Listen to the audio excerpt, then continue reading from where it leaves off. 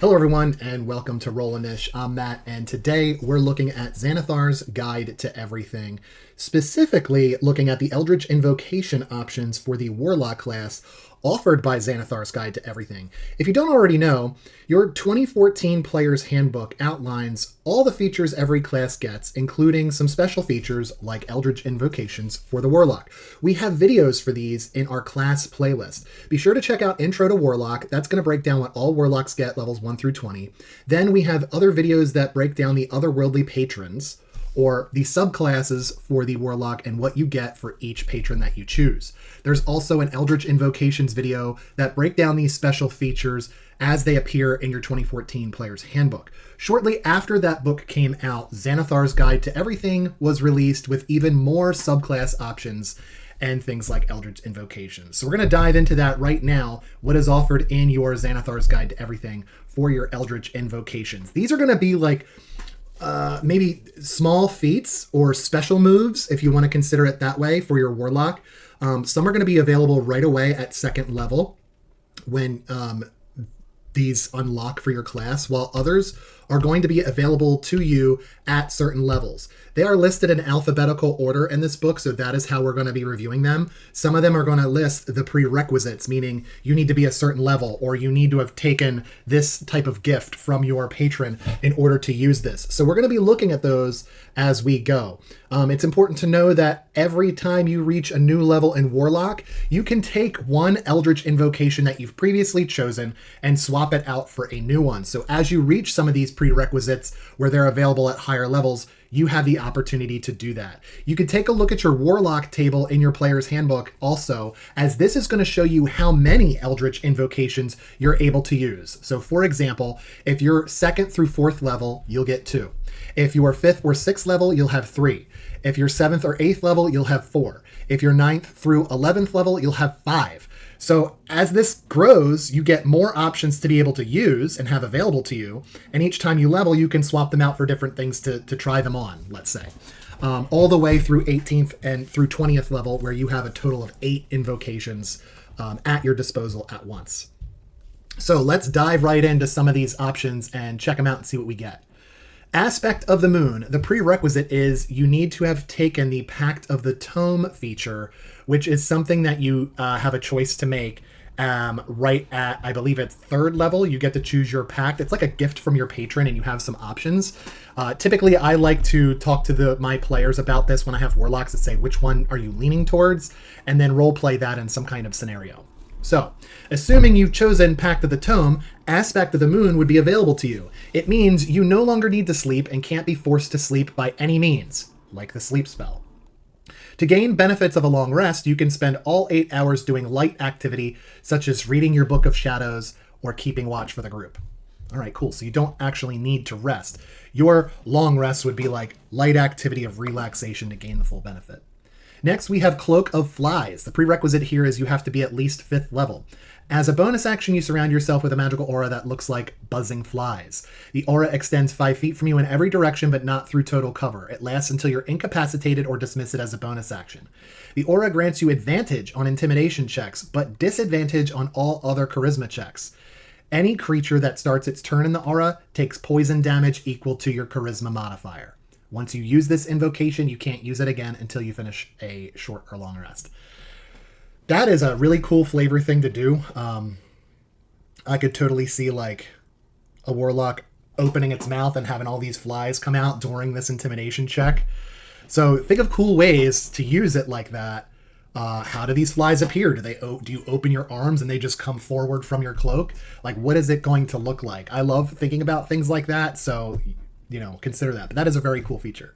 There's a feature called Eldritch Smite. Prerequisite. You need to be 5th level Warlock and having chose the Pact of the Blade feature. When you choose this, once per turn when you hit a creature with your Pact weapon, you can expend a Warlock spell slot to deal 1d8 force damage to the target, plus another d8 per level of the spell slot, and you can knock the target prone if it is huge or smaller. That is cool. So burning a 3rd level spell slot would give you 3d8 force damage to add on top of your weapon damage that you use when using this. And that would be your Eldritch Smite. That's pretty cool. Ghostly Gaze. Prerequisite is just being 7th level. As an action, you gain the ability to see through solid objects to a range of 30 feet. Within that range, you have dark vision if you don't already have it. The special sight lasts for 1 minute or until your concentration ends, as if you were concentrating on a spell. During that time, you perceive objects as ghostly, transparent images. So being able to see through a door or what's on the other side of the wall or what is inside that chest is great, because you could potentially spot traps and ambush, know what kind of treasure lies in that chest or whatever. I think that's pretty cool.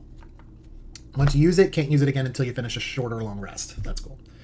Gift of the Depths. Prerequisite, 5th level. You can breathe underwater, and you gain a swimming speed equal to your walking speed, so it wouldn't be difficult terrain for you to swim. You can also cast water breathing once without expending a spell slot. You regain the ability to do so when you finish a long rest. Water breathing grants up to 10 willing creatures that you can see the ability to breathe underwater. So that's beneficial because your feature is allowing you to breathe underwater and have a swim speed, but it also allows you to cast water breathing so you can take care of your party. They'll at least be able to breathe. They won't get the swim speed like you do, right? Because water breathing is only to be able to breathe underwater. It does not take away the difficult terrain that water is for them to travel. You'll be able to travel a little bit faster through the water than your teammates will, and that's okay. Gift of the Ever-Living Ones. Prerequisite is you must have Pact of the Chain. Whenever you regain hit points while your familiar is within 100 feet of you, treat any dice rolled to determine the hit points you regain as having rolled their maximum value. Awesome. So if you're going to, let's say, take a short rest and regain hit points, if you're going to spend 3 hit die, you maximize instead of rolling, just to increase your how much you're going to be able to heal. That's great. That might be one that I target just to have. Right, you got to have Pact of the Chain, which allows you that familiar, and you know, if you're going to have the familiar, it should be out and about and with you. Maybe not at all times, but out and about and with you. I think that's one I personally would want to have. I love the ability to heal myself and not rely on the healer. Grasp of Hadar. Prerequisite. You got to have Eldritch Blast cantrip. Who's not going to take Eldritch Blast as a Warlock? Okay. Once on each of your turns, when you hit a creature with your Eldritch Blast, you can move that creature in a straight line 10 feet closer to you. Okay, so this is a great way to maybe stand next to the fighter or stand next to the barbarian, use your Eldritch Blast, pull them closer to you, and then your teammates are that much closer to annihilating this target on their turns. Or maybe there's a trap or a hole in the floor or something. Maybe they're on one rooftop, you're on another, and you're fighting them. You pull them 10 feet closer to you, they fall off the roof. Those are creative ways you should be thinking about how to use this. Okay. Improved Pack Weapon. Prerequisite, Pact of the Blade feature. So you need to have that. You can use any weapon you summon with your Pact of the Blade feature as a spellcasting focus for your Warlock spells, meaning your spells come out of it. Instead of holding a wand or a staff in addition to your Pact weapon, it just spell comes out of your Pack weapon. In addition, the weapon gains a +1 magic to its attack and damage rolls, unless it is a magic weapon that already has a bonus to those rolls. So you're taking a normal weapon and making it a +1 magic weapon. You're not taking a +1 or a +2 and making it a +2 or a +3. That's what that means. Finally, the weapon you conjure can be a short bow, long bow, light crossbow, or heavy crossbow. This is going to be ranged weapons. Okay. Lance of Lethargy. Prerequisite, having Eldritch Blast. Once on each of your turns, when you hit a creature with your Eldritch Blast, you can reduce that creature's speed by 10 feet until the end of your next turn. Okay, so if you've got somebody that is moving around the map quite frequently, this is a good chance to have to slow them down a little bit. Especially if you're being chased, that would be super helpful. Maddening Hex. The prerequisites are 5th level, you need to be a 5th level Warlock, have the Hex spell or a Warlock feature that curses. It's very specific because as a bonus action, you cause a psychic disturbance around the target cursed by your Hex spell or by a Warlock feature of yours, such as Hexblade's Curse or Sign of Ill Omen. Okay, so if you are a Hexblade, right, having Hexblade's Curse is still a curse. This would apply. That's a great example. When you do so, you deal psychic damage to the cursed target and each creature of your choice that you can see within 5 feet of it. The psychic damage equals your charisma modifier. To use this invocation, you must be able to see the cursed target, and it must be within 30 feet of you. So that is a very specific thing, but to just deal Psychic damage, just because, is a pretty neat thing to have. Relentless Hex. Prerequisite, you gotta be 7th level and have a Hex spell or a Warlock feature that curses. So I'm already getting the sense that this is going to take this maddening Hex a step further. Your curse creates a temporary bond between you and your target. As a bonus action, you can magically teleport up to 30 feet to an unoccupied space you can see within 5 feet of the target, cursed by your Hex spell or by a Warlock feature of yours, such as Hexblade's Curse or Sign of Ill Omen. To teleport in this way, you must be able to see the cursed target. So it's being far away from them and getting closer to them. Okay. Shroud of Shadow. Prerequisite. You need to be a 15th level Warlock. You can cast Invisibility at will without expending a spell slot. Invisibility is a 2nd level spell requiring an hour of concentration. A creature you touch becomes invisible until the spell ends. Anything the target is wearing or carrying is invisible as long as the target is on the target's person. The spell ends for a target that attacks or casts a spell. So for the sake of sneaking around and movement, maybe protecting yourself or someone else, you can cast Invisibility at will. That's pretty cool. Okay. Tome of Levistus. Prerequisite, 5th level. As a reaction, when you take damage, you can entomb yourself in ice, which melts away at the end of your next turn. You gain 10 temporary hit points per Warlock level. So since you got to be 5th level to get this, you're talking 50 temporary HP. Which take as much of the triggering damage as possible. So, at 5th level, you could gain 50 temporary HP, minus the incoming damage you're reacting to. Then you're encased in ice until the end of your next turn. Okay.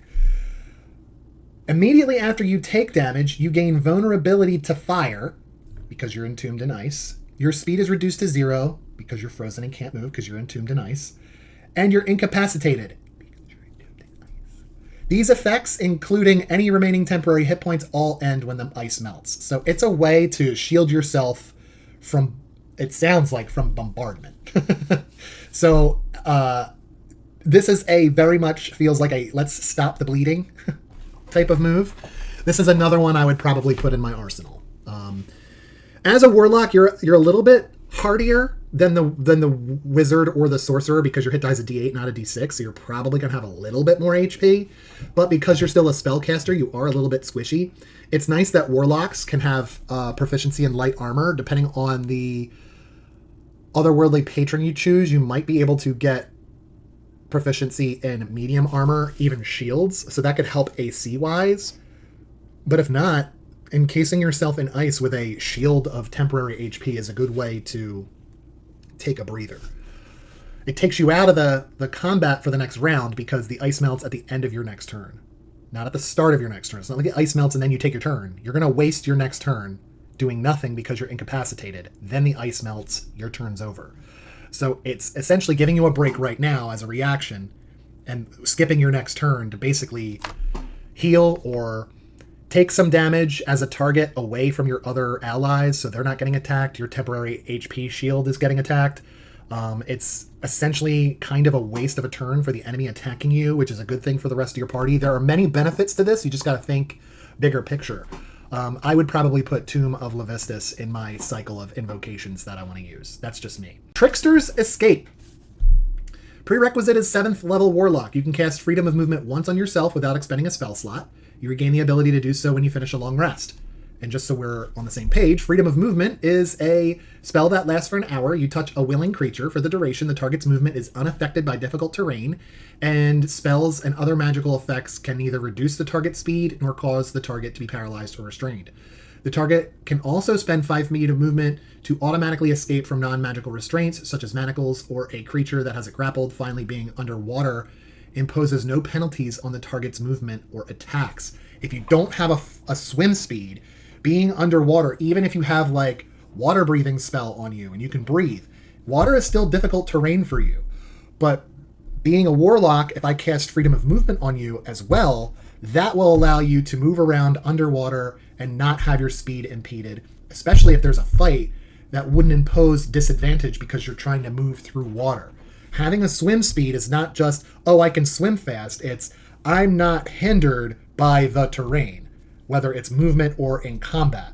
So freedom of movement is important if you're going to be in that situation where you need to swim and you want to engage Trickster's Escape and combine that with something like Gifts of the Depths, where you can breathe underwater and you get a swim speed and you can cast water breathing without expending a spell slot. So maybe you're going to take Gift of the Depths and get your team and you cast water breathing on your party, and now everybody can at least breathe underwater. You've got the swim speed and are not hindered, but maybe if you take that and Trickster's Escape, then you cast freedom of movement on your party. Now they can all swim with you and stay with you and not be hindered by their movement.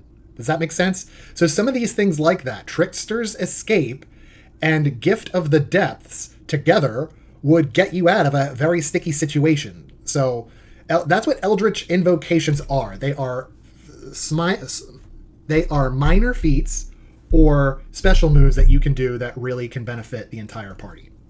Okay, so that, my friends, is the Eldritch Invocation options that are in addition to the options already provided by your 2014 Player's Handbook, as provided by Xanathar's Guide to Everything. Our next video, we're going to dive into the arcane traditions or subclasses for the wizard from Xanathar's Guide to Everything. But until then, keep rolling those dice, and we'll see you at the table.